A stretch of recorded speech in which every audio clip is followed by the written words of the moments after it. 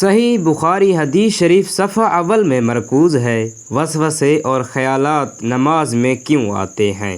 وہ نماز مساجد میں ادا کی جا رہی ہو یا کسی میدانی علاقے میں یا گھر میں یا کسی دفاتر میں، وسوسے اور خیالات کیوں آتے ہیں؟ رسول خدا صلی اللہ علیہ وسلم نے فرمایا، ان خیالات اور وسوسوں سے خلاصی پانے کا یہ طریقہ اول ہے۔ بسم اللہ الرحمن الرحیم۔ محترم ناظرین، حضرت سعد رضی اللہ تعالی عنہ بہت سیاہ فام تھے۔ اسلام قبول کرنے کے بعد وہ اسلام کے جانصاروں میں شمار ہوئے تو ایک دفعہ حضور اکرم صلی اللہ علیہ وسلم نے خوش ہو کر فرمایا، سعد شادی کیوں نہیں کر لیتے؟ انہوں نے عرض کی، یا رسول اللہ صلی اللہ علیہ وسلم، مجھ جیسے کالے کلوٹے کو لڑکی دینا کون پسند کرے گا؟ آپ صلی اللہ علیہ وسلم نے فرمایا، جاؤ قبیلہ ثقیف کے سردار سے جا کر کہو، مجھے رسول خدا صلی اللہ علیہ وسلم نے بھیجا ہے، مجھ سے اپنی بیٹی کا نکاح کر دو۔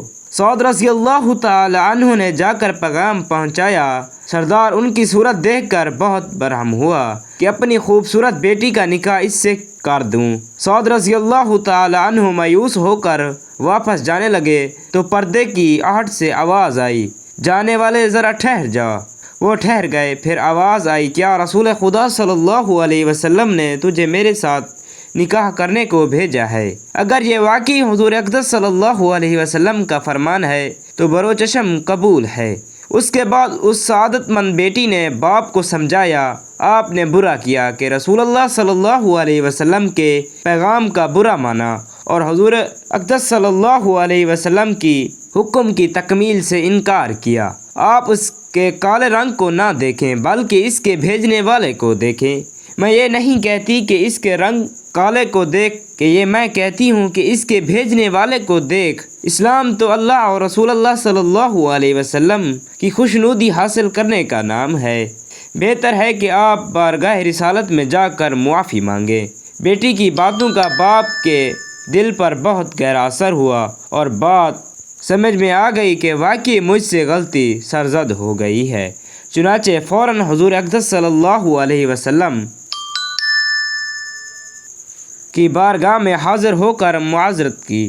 حضور اکرم صلی اللہ علیہ وسلم نے تسلی دی اور بالآخر کالے سعد کی شادی عرب کے اسی معزز سردار کی خوبصورت بیٹی سے ہو گئی۔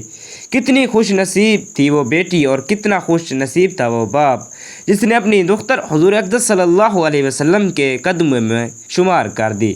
مشہور روایات میں ہے کہ مدینہ کے یہودی علماء میں سے جو لوگ اسلام لائے، ان میں سے ایک صاحب نے اپنا واقعہ اسلام لانے کے بعد بیان کیا کہ مجھے حضور صلی اللہ علیہ وسلم کا فقط چہرہ ہی دیکھ کر نبوت کی تمام علامتیں نظر آ گئی تھیں۔ بس ان دنوں باتوں کے سلسلے میں آپ کو آزماؤں، اس سلسلے میں میں نے آپ سے کچھ کھجوروں کا سودا کیا، قیمت پیش کی جو میں نے ادا کر دی، اور پھر ابھی کھجوروں کی ادائیگی کے مقررہ وقت میں 2-3 دن باقی تھے کہ میں تقاضا کرنے کے لیے پہنچ گیا اور آپ کی قمیض اور چادر کو بری طرح پکڑ کر اور بری نگاہوں سے آپ کی طرف دیکھتے ہوئے میں نے کہا کہ اے محمد، تم اپنے ذمہ کا حق ادا نہیں کرو گے۔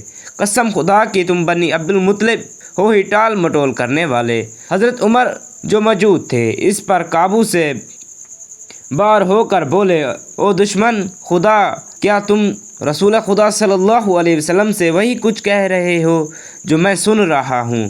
قسم خدا کی اگر حضور اقدس صلی اللہ علیہ وسلم کی موجودگی کا لحاظ نہ ہوتا تو تیری گردن اڑا دیتا۔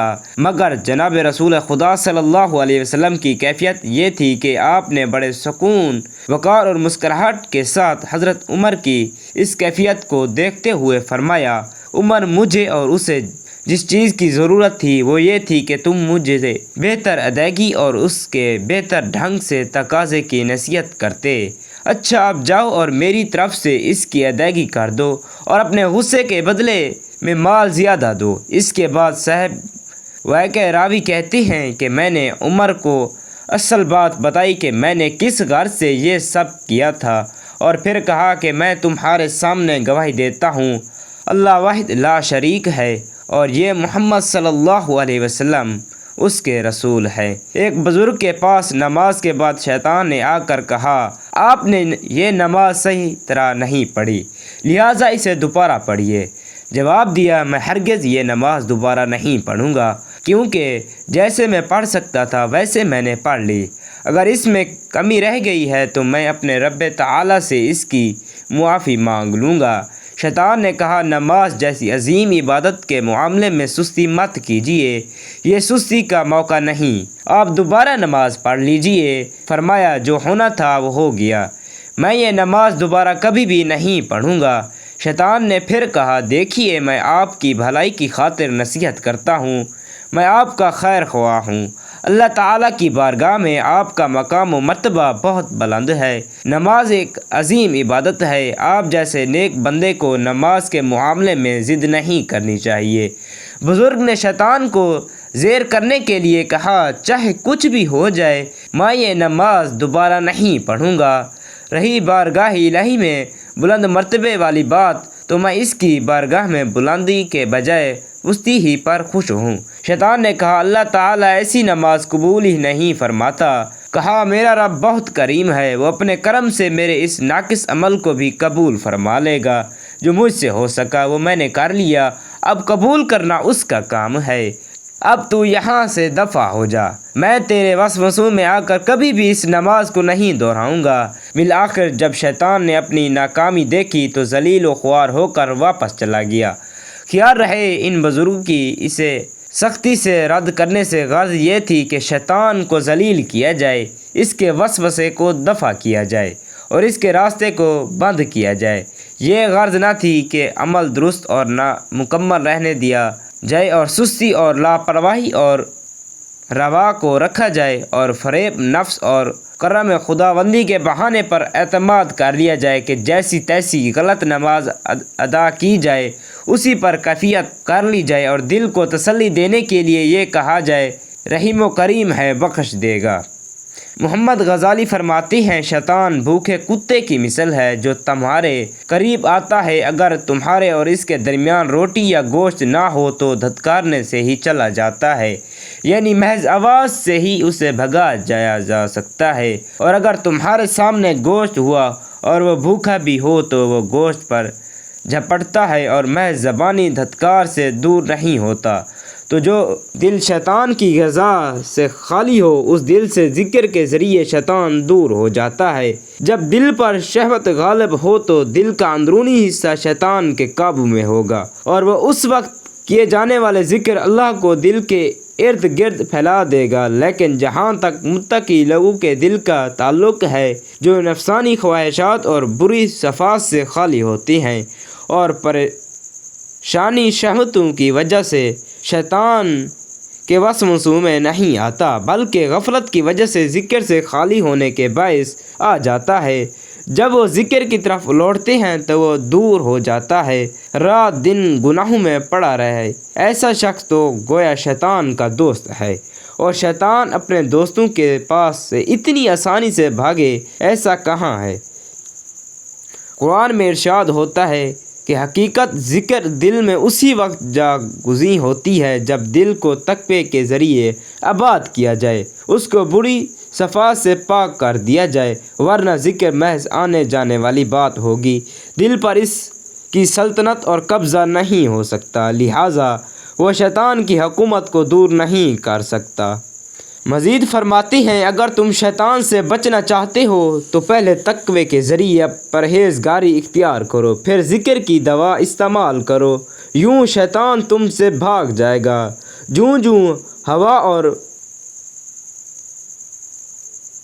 ہوگا سب خدا کے حکم سے ہی ہوا اور ہوگا، پھر بندے کی کیوں گرفت ہے اور اس کو کیوں سزا کا مرتکب ٹھہرایا گیا؟ اس نے کون سا کام ایسا کیا جو مستحق عذاب کا ہوا؟ جو کچھ اللہ تعالیٰ نے تقدیر میں لکھ دیا ہے وہی ہوتا ہے، کیونکہ قرآن پاک سے ثابت ہو رہا ہے کہ بلا حکم اس کے ایک پتہ نہیں ہلتا۔ پھر بندے نے کون سا اپنے اختیار سے وہ کام کیا جو دوزخی ہوا، یا کافر یا فاسق؟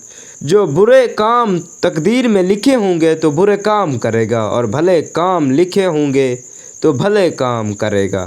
بہرحال بندہ تقدیر کا تابع ہے، پھر کیوں اس کو مجرم بنایا جاتا ہے؟ چوری کرنا، زنا کرنا، قتل کرنا وغیرہ وغیرہ جو بندے کی تقدیر میں لکھ دیے ہیں وہی کرنا ہے۔ ایسے ہی نیک کام کرنا ہے، اس سے کوئی جو جوتا مارے تو کیوں ناراض ہوتا ہے؟ یہ بھی تو تقدیر میں تھا۔ اس کا کوئی مال دبائے تو کیوں بگڑتا ہے؟ یہ بھی تو تقدیر میں تھا۔ یہ شیطانی فعلوں کا دھوکہ ہے کہ جیسا لکھ دیا ایسا ہمیں کرنا پڑتا ہے، حالانکہ ہرگز ایسا نہیں، بلکہ جیسا ہم کرنے والے تھے اللہ تبارک و تعالی نے اپنے علم سے جان کر ہی لکھا ہے۔ بہار شریعت حصہ اول صفحہ 24 میں پر فرماتے ہیں، برا کام کر کے تقدیر کی طرف نسبت کرنا بہت بری بات ہے، بلکہ حکم یہ ہے کہ جو اچھا کام کرے اسے من جانب اللہ یعنی اللہ تعالیٰ کی جانب سے کہے، اور جو برائی سرزد ہو اس کو شامت نفس تصور کرے۔ ذہن میں برے خیالات اور فاسد فکر یعنی بری سوچ کو وسوسہ کہتے ہیں۔ وسوسہ اس بات کو کہتی ہیں جو شیطان انسان کے دل میں ڈالتا ہے۔ عام طور پر وسوسے ہر ایک کو آتے ہیں، کسی کو کم، کسی کو زیادہ۔ بعض لوگ بہت زیادہ حساس ہونے کے سبب وسوسوں کے متعلق سوچ سوچ کر انہیں اپنے اوپر مسلط کر لیتے ہیں اور پھر خود ہی تکلیف میں آ جاتے ہیں۔ اگر وسوسوں پر غور نہ کیا جائے تو عموماً یہ خود ہی ختم ہو جاتے ہیں۔ جوں ہی وسوسے آنے شروع ہوں، ذکر اللہ اللہ اللہ کرا شروع کر دیجئے، انشاءاللہ شیطان فرار ہو جائے گا۔ مسلمان جس قدر رب العالمین کی اطاعت میں آگے بڑھتے ہیں اسی قدر شیطان کی مخالفت و عداوت بھی بڑھ جاتی ہے، اور وہ ہمہ اقسام یعنی طرح طرح کے مرکوب فریب اور دھوکے کے جال بچھاتا چلا جاتا ہے، اور اس کو اللہ تعالیٰ کی عبادت اور اس کے پیارے رسول خدا صلی اللہ علیہ وسلم کی سنت سے روکنے کی بھی بھرپور کوشش کرتا ہے، اور طرح طرح کے وسوسے دلا کر گندے خیالات ذہن میں لا کر پریشان کرتا رہتا ہے، یہاں تک کہ بسا اوقات جہالت کی بنا پر آدمی اس کے ان وسوسوں کا شکار ہو کر نیکی اور بھلائی کے کام سے رک جاتا ہے، اور یوں شیطان اپنے مقصد میں کامیاب ہو جاتا ہے۔ اللہ تعالیٰ نے قرآن مجید پارہ 18 سورہ المؤمنون آیت نمبر 97 اور 98 میں اپنے پیارے محبوب صلی اللہ علیہ وسلم وسوسے ڈالنے کی شیطانی تحریک مسجدوں کے اندر خوب زوروں پر ہوتی ہے۔ وہاں موجود کئی مسلمانوں کو دنیاوی باتوں میں لگا دیتا ہے، بعضوں کو لڑوا دیتا ہے، بعض بڑے بوڑھے کو غصہ دلوا کر شور مچوا دیتا ہے، معاذ اللہ بعضوں کو بدگمانی، بد اخلاقی، غیبت و چغلی گناہوں میں پھنسا دیتا ہے، جنہیں گناہوں میں نہیں پھنساتا انہیں نیکوں کی کمی میں مبتلا کر دیتا ہے۔ مثلا درس و بیان کا سلسلہ ہو رہا ہے، مگر مسجد میں موجود ہونے کے باوجود بعض لوگ شرکت سے محروم دور بیٹھے لاپرواہی کے ساتھ ادھر ادھر دیکھ رہے ہوتے ہیں۔ جو لوگ مسجد میں حاضر ہونے کے باوجود یاد الہی سے غافل اور علمی حلقوں وغیرہ سے کاہل رہتے ہیں، اس حدیث پاک کو غور سے پڑھیں۔ حضرت سیدنا ابو ہریرہ رضی اللہ تعالی عنہ سے روایت ہے، فرماتے ہیں کہ سرکار مدینہ صلی اللہ علیہ وسلم نے ارشاد فرماتے ہیں کہ جب تم میں کوئی مسجد میں ہوتا ہے شیطان آ کر اس کے بدن پر ہاتھ پھیرتا ہے، جیسے تم میں کوئی اپنے گھوڑے کو پیار یعنی فرما بردار و مطیع کرنے کے لیے اس پر ہاتھ پھیرتا ہے۔ بس اگر وہ شخص ٹھہرا رہا یعنی اس کے وسوسے سے فوراً الگ نہ ہو گیا تو اسے باندھ لیا جاتا ہے۔ حضرت سیدنا ابو ہریرہ رضی اللہ تعالی عنہ فرماتی ہیں کہ اس حدیث کی تصدیق تم اپنی آنکھوں سے دیکھ رہے ہو، وہ جو بندہ ہوا ہے اسے تم دیکھو گے یوں جھکا ہوا کہ ذکر الہی نہیں کرتا، اور وہ جو لگام دیا ہوا ہے وہ منہ کھولے ہیں لیکن اللہ تعالیٰ کا ذکر نہیں کرتا۔ حضرت ابو موسیٰ اشعری رضی اللہ تعالی عنہ غزوہ خیبر کے لیے روانگی کے ساتھ رسول خدا صلی اللہ علیہ وسلم کے ساتھ تھے۔ فرماتی ہیں میں رسول خدا صلی اللہ علیہ وسلم کی سواری کے پیچھے پیچھے جا رہا تھا، میں نے لا حول ولا قوت الا باللہ کہا تو آپ صلی اللہ علیہ وسلم نے فرمایا اے عبداللہ بن قیس، تمہیں ایک ایسا کلمہ نہ بتا دوں جو جنت کے خزانوں میں سے ایک ہے؟ فرماتے ہیں میں نے عرض کیا فرمائیے۔ آپ صلی اللہ علیہ وسلم نے فرمایا لا حول ولا قوت الا باللہ پڑھا کرو، اس سے جنت مل جاتی ہے، وسوسے اور گناہوں سے خلاصی مل جاتی ہے۔ اللہ پاک میرا پڑھنا اور آپ کا سننا اپنی بارگاہ الہی میں منظور و مقبول فرمائے۔ اگر آپ کو ویڈیو اچھی لگی ہے تو ہمارے چینل کو سبسکرائب کر دیں۔ جزاک اللہ خیرا کثیرا۔ اللہ تعالیٰ کے 99 ناموں میں سے ایک نام ضرور کمنٹ کریں۔ شکریہ۔